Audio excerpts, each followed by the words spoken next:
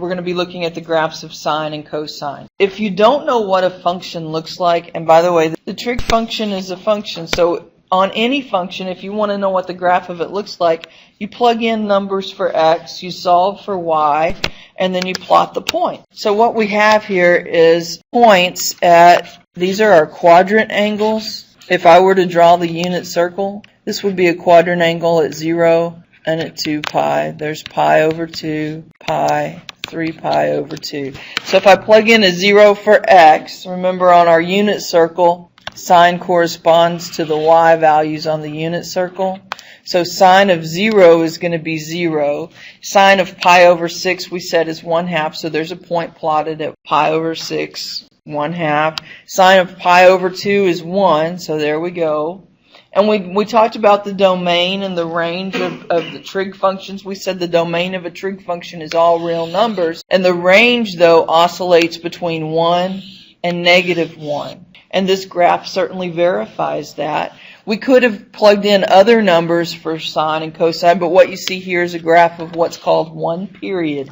It's one time around the unit circle. That's one period. So we've restricted our domain right here in order to graph one period or cycle of the sine function. You can print this out. It's in your book. You're going to be graphing trig functions, but this is not a trig course, a pure trig course. I'm hoping I'm just hitting highlights and reviewing things.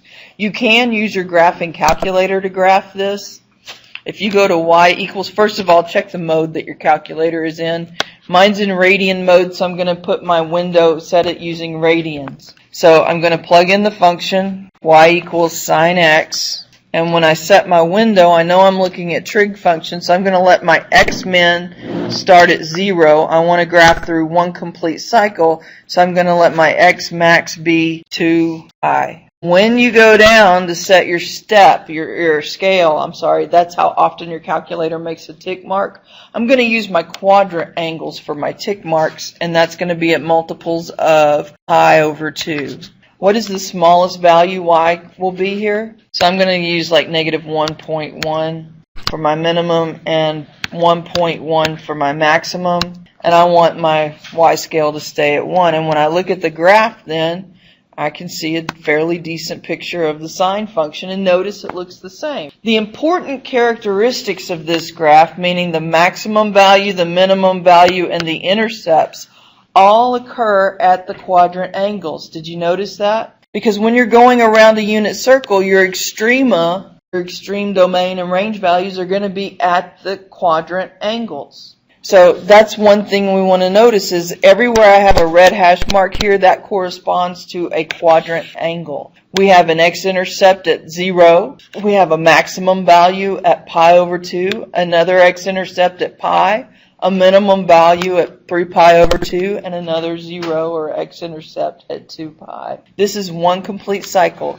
Sine starts out at 0, 0. It goes up, continues down, and then goes back to this point we call kind of like our line of equilibrium because we have the same amount of graph above the x-axis as we do below. So those are the important characteristics that I want to point out about this function, because in a minute we're going to start graphing the sine function using transformations where we shift things up or down or left or right or flip or all that good stuff. If I were to not restrict the domain of our sine function and let it go from -infinity to infinity, we see we'd have this shape that keeps repeating. This is called the sinusoidal curve.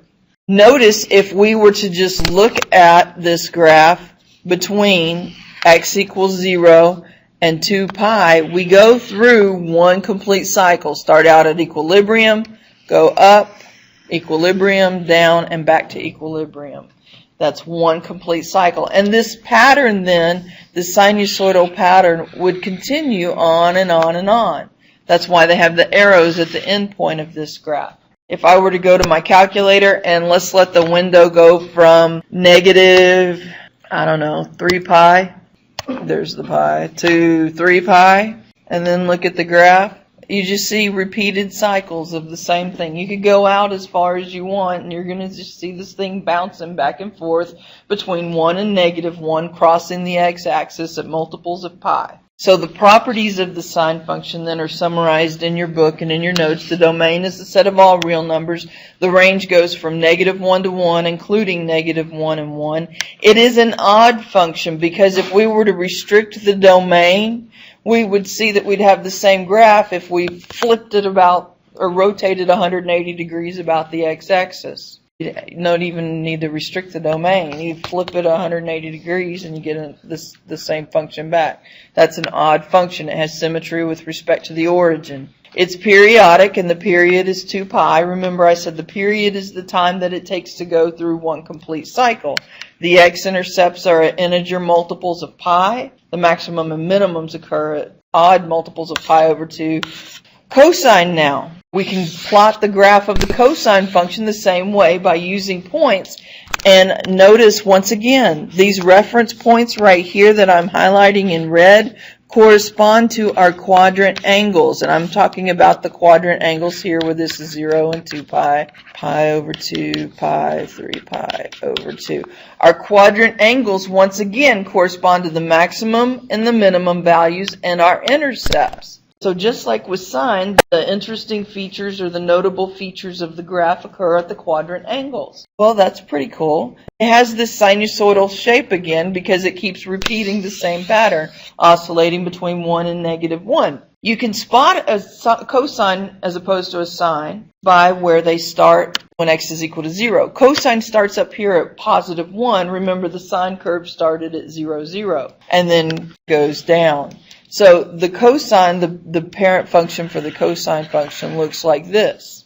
For the sine function, it looks like this. And you can tell by the shape which function you have. Plot the points, connect the dots. Here's the properties of the cosine function. They're exactly the same as the sine function, just shifted over 90 degrees. If we have the function that's either a sine function or a cosine function, do you remember what this constant multiple in front of the trig function does? The absolute value of that function is your amplitude. The amplitude is the highest and the lowest value that your function will go to. So for example, right here, the amplitude is equal to 1. Now I put in the absolute value here, the absolute value of a. What happens if a is negative? If there's a negative in front of the function, it reflects the function about what? So if we had a negative in front of the sine, instead of starting out at equilibrium and going up, it would start out at a line of equilibrium and go down. You can see this on your calculator. If we had a negative in front of the a, then this would start out not at the maximum value, but at the minimum value and have this shape. B here indicates what the period of the function is going to be. So 2 pi divided by b is the period. It's how long it takes the graph to go through one complete cycle. If there's no number in front of the x, the cycle is 2 pi. If there's a constant in front of the x, it's 2 pi divided by that constant. This book doesn't go into it, but there's also something called a phase shift. And your phase shift is going to be equal to -c over b. It's a horizontal shift. And then what does d do? If d is positive, the graph goes up. If d is negative, the graph goes down. So we have two new parent functions, sine and cosine. We have the important characteristics that occur at the quadrant angles, and then we can stretch and shift and do all of this stuff to these graphs. And in this first example, we're going to do that. We're asked to graph y equals 3 sine x using transformations. Well, this graph should be the same as y equals sine x, but what is that 3 going to do to things? It's going to change the amplitude. So instead of your parent function going from 1 to -1, it's now going to go from 3 to -3. We still have our reference angles here, our quadrant angles. There's no phase shift or change in period or anything. So this is still going to be 0, pi over 2, pi, 3 pi over 2, and 2 pi. I'm only going to plot points at the quadrant angles. Our parent function starts out at 0, 0, and then goes up to its maximum value, down to its minimum value, and then back to the line of equilibrium. This is a graph of y equals sine x. In blue now, I'm going to graph y equals 3 sine x. So at pi over 2, our graph is going to go up to 3. At 3 pi over 2, it's going to go down to negative 3. Everything else, your x-intercepts stay the same. We've just kind of stretched this graph vertically. That's all it does. I can't make it any harder than that, but I'll try if you like. So a change in the amplitude is just a vertical stretch or a shrink if your amplitude's less than 1. What is the negative going to do to the graph of this function? It's going to reflect about the x-axis. So instead of the graph starting out here and going up and then down, it's going to start out here and it's going to go down and then up.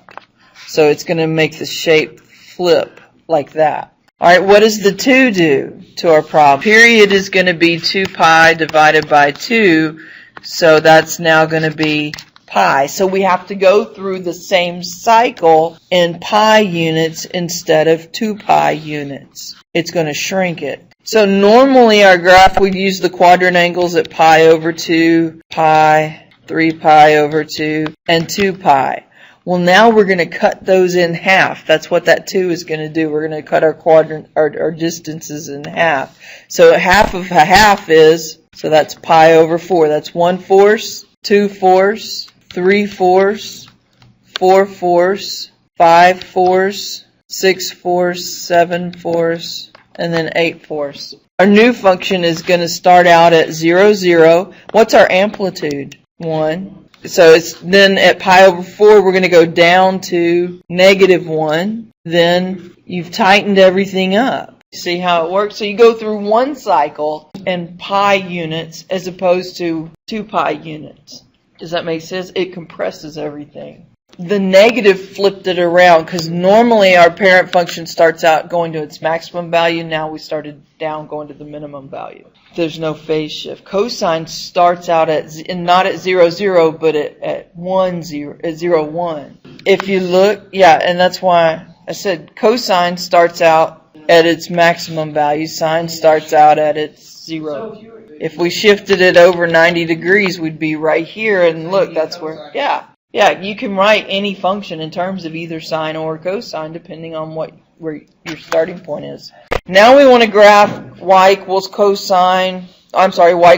cosine 3x. So what does the 2 do to this function? So our maximum value is going to be 2, our minimum value will be negative 2. And what is the period? 2 pi over 3. I'm not going to change how I draw the graph. What I'm going to change is what I label these tick marks. I'm going to just graph one cycle. This maximum value where we're going to stop our cycle is going to be at 2 pi over 3. Now, what is half of 2 pi over 3? Pi over 3, right? 1 pi over 3. What's half of pi over 3? So that's pi over 6. You see, I'm just going in half. Well, then halfway in between 1/3 and 2/3 that's 1/6, 2/6, 3/6. Pi over 2.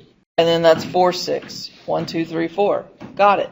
I took my period, made that my fourth point out, and then halfway and half again, and then I figure out, that's 1/6, 2/6, 3/6, 4/6. These quadrant angles are going to be evenly spaced. These tick marks for your critical values are going to be evenly spaced. Now, because this is a cosine, it's going to start out where? At its maximum value. So it's going to start out right here at its high point, because that's what cosine does. The shape looks like that. And then we go to our line of equilibrium, down to the minimum, back to equilibrium, and then back to the high point. And then connect these dots using the sinusoidal curve. It's not a parabola.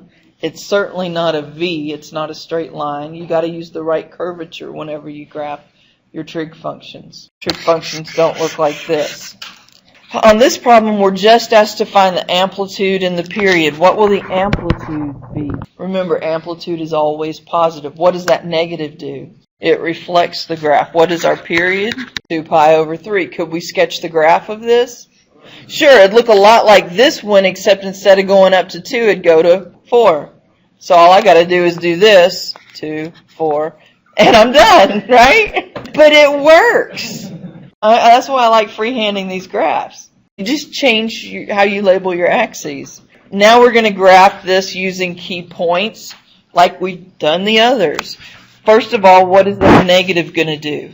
It's going to flip it. What does that mean with regards to the shape? What's it going to look like? Start at your low point and then go up, right? That's what the reflection does. What is your amplitude? And then what is the period?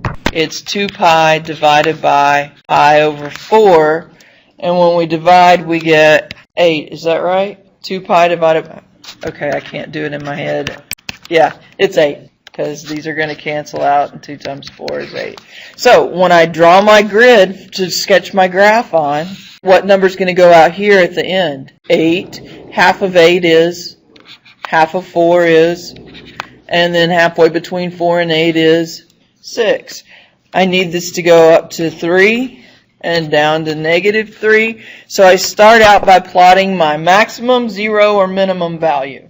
Minimum, then equilibrium, then maximum, then equilibrium, and then minimum again. Sketch the curve by connecting the dots with the sinusoidal curve, and we end up with, this.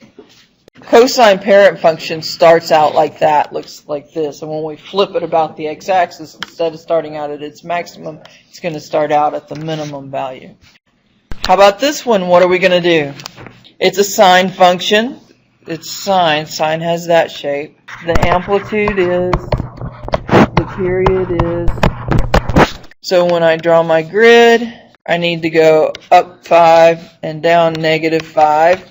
What is this number going to be out here at the end? Half of that is, and then halfway in between 1, 6, 2, 6, 3, 6. All right, so I start out where? Maximum, minimum, or equilibrium? Equilibrium. It's a sine curve, not a cosine curve. And then we go where? Up or down? Because it's not reflected. Then back to equilibrium, down, and equilibrium. Connect the dots. And we've graphed a trig function. See, graphing trig functions is not hard. It is easy when I teach it. You know, and I am hitting the highlights. I would not teach this like this to a trig course, a purely trig course. We would go more into depth. I'm clearing out the minutia of detail in mathematics here and just hitting the highlights. What is it down and dirty that you need to know to be able to function in calculus? To me, that's what pre-cal is. It's preparing you for calculus. I'm assuming that if you have not had a trig course, you're going to get a trig course that'll go into greater detail here. I'm just hitting highlights. All right, now, you've gone one direction. Can you go the other? Meaning, if I give you a graph, can you give me the equation?